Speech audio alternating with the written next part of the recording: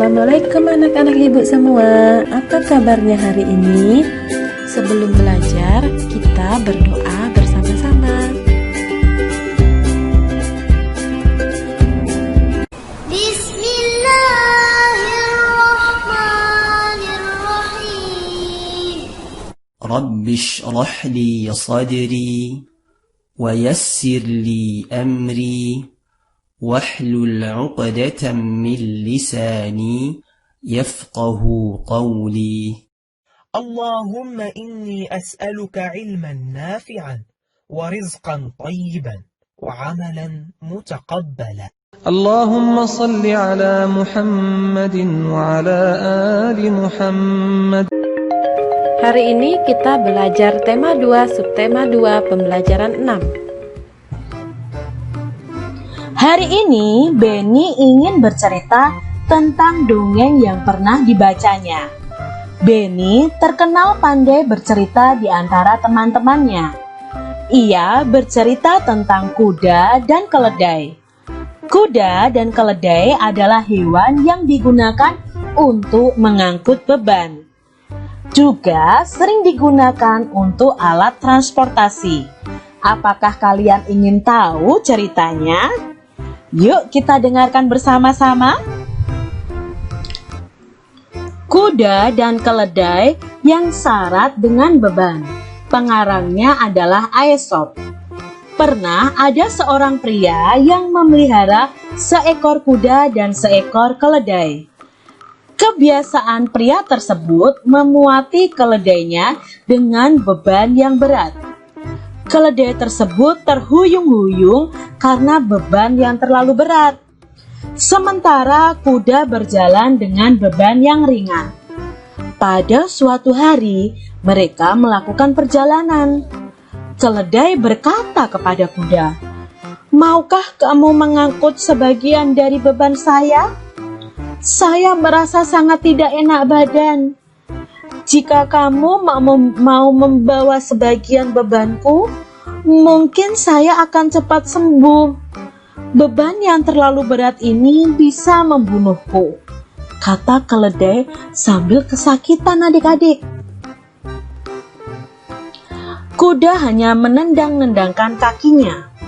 Ia berkata kepada keledai agar tidak usah mengeluh. Ia tidak mau diganggu dengan kata-kata keluhan. Keledai terhuyung-huyung selama berjalan setengah kilometer. Tiba-tiba ia jatuh ke tanah dan mati. Si pemilik datang dan hanya bisa berpasrah dengan apa yang telah terjadi. Ia melepaskan beban dari keledai yang telah mati. Semua beban ditempatkan di atas punggung kuda. Aduh, keluh kuda saat dia merasakan beban berat. Beban bertambah dengan berat tubuh keledai yang telah mati. Sekarang saya mendapatkan ganjaran karena sifat saya yang jelek. Saya menolak menanggung sebagian beban keledai. Sekarang saya harus membawa seluruh beban. Ditambah dengan berat tubuh teman saya yang malang ini, keluh si kuda. Dongeng ini diambil dari rumahdongeng.com. Nah adik-adik, ini cerita tentang keledai dan dongeng. Kira-kira pesan apa yang bisa kalian ambil dari dongeng ini? Ya, susunlah kata-kata di bawah ini menjadi sebuah pesan moral yang terdapat dalam dongeng tadi adik-adik. Nah di sini ada kata kamu, bantuan, membutuhkan, bantulah, maka, orang, terbantu, akan, juga, yang. Kira-kira jika disusun menjadi pesan moral apa ya adik-adik ya? Kata pertama pasti bantulah. Ya adik-adik, bantulah orang yang membutuhkan bantuan, maka kamu juga akan terbantu. Si kuda tadi tidak mau membantu si keledai. Pada akhirnya keledainya mati. Dan semua beban dari si keledai ini dipindahkan ke punggungnya si kuda. ditambah beban si keledai juga dinaikkan di atas punggung si kuda. Maka kuda mengeluh adik-adik, kenapa tadi tidak menolong si keledai. Itu pesannya adik-adik. Jadi kalian harus membantu orang yang membutuhkan.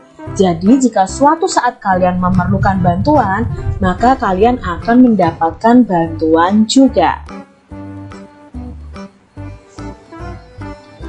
Benny dan Edo pulang sekolah bersama-sama. Di jalan mereka menemukan seekor kucing yang jatuh ke selokan. Benny menolong kucing tersebut dan membawanya ke rumah. Edo tidak mau membawa kucing tersebut. Ia geli pada bulu kucing. Setiap orang memiliki sifat yang berbeda-beda. Dalam satu keluarga pun memiliki sifat yang berbeda-beda. Begitu pula dengan sifat orang dalam satu lingkungan tetangga. Nah, pada pembelajaran sebelumnya, adik-adik sudah mencatat tentang sifat dari teman-teman kalian ya. Misalnya kalian punya teman si A ya, misalnya temanmu namanya Andi. Oh, sifatnya dia itu suka membaca, orangnya suka menolong, orangnya gemar menabung, sayang binatang sifatnya. Bisa kalian ceritakan sifat dari masing teman-teman kalian. Di lingkungan sekitar rumahmu ada banyak tetangga. Setiap tetangga pasti memiliki sifat masing-masing. Coba adik-adik tuliskan nama orang yang berada di lingkungan tetanggamu yang memiliki sifat-sifat di bawah ini. Coba adik-adik bisa tulis nih di buku tulis kalian. Siapa di antara tetanggamu yang sifatnya itu penolong? Dermawan tuh orang yang suka menolong, suka berbagi. Lalu orang yang ramah siapa? Orang yang penyayang binatang namanya siapa? Lalu siapa nama orang yang sifatnya lucu?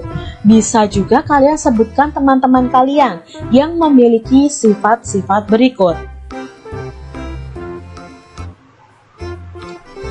Buatlah cerita bergambar berdasarkan dongeng kuda dan keledai yang syarat dengan beban.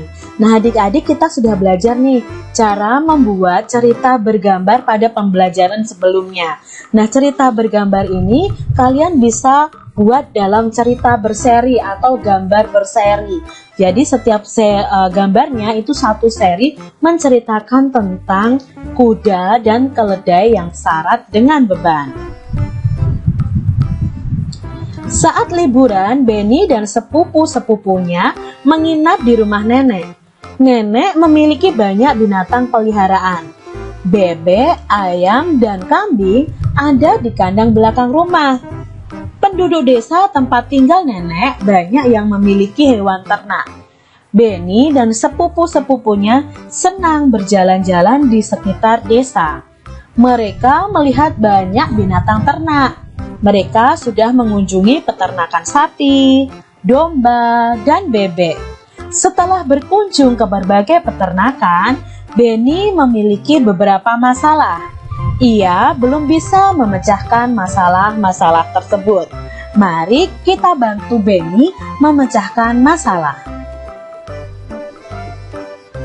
Bantu Benny ya menyelesaikan permasalahannya. Nah, di sini permasalahannya di sebuah peternakan terdapat 6 kandang domba. Jika di setiap kandang terdapat 10 ekor domba, berapa jumlah domba dalam kandang? Nah, di sini kita tahu bahwa ada 6 kandang. Setiap kandangnya ada 10 ekor domba. Maka untuk mengetahui jumlahnya, kita bisa menulis 6 dikali 10. Berapa ya? 6 dikali 10? Ya, 6 dikali 10 adalah 60. Jika adik-adik belum hafal perkalian, kalian bisa melihat video Kak Citra tentang perkalian. Nah, 6 dikali 10 itu sama dengan 60.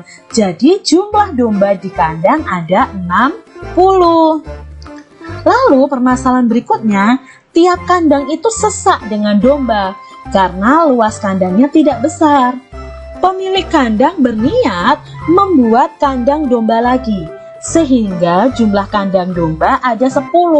Yang awalnya ada 6, sekarang ada 10. Berapa ya isi domba di tiap kandang? Nah, maka di sini kita bisa mencarinya dengan 10 dikali berapa sama dengan 60. 60 itu dari mana, Kak? 60 ini adalah banyaknya domba tadi yang kita jawab di pertanyaan yang A. Berarti 10 dikali berapa sama dengan 60?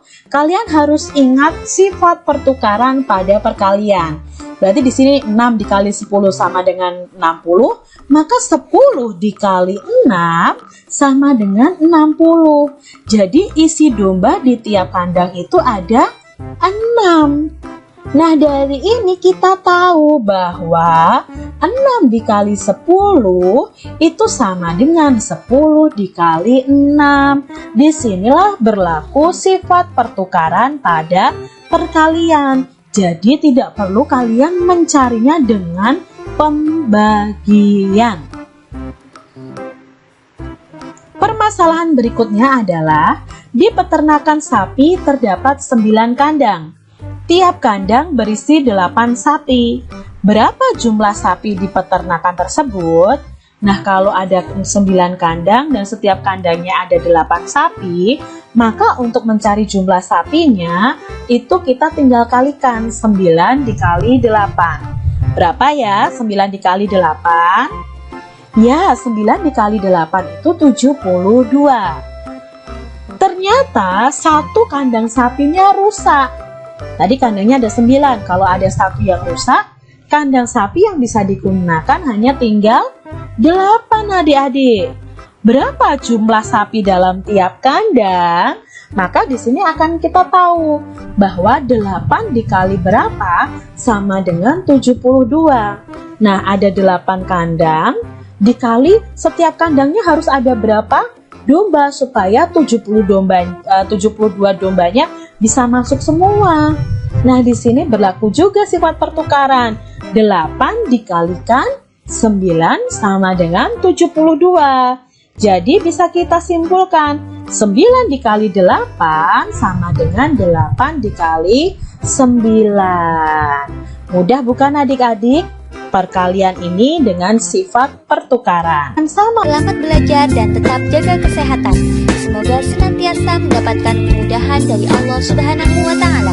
Wassalamualaikum warahmatullahi wabarakatuh.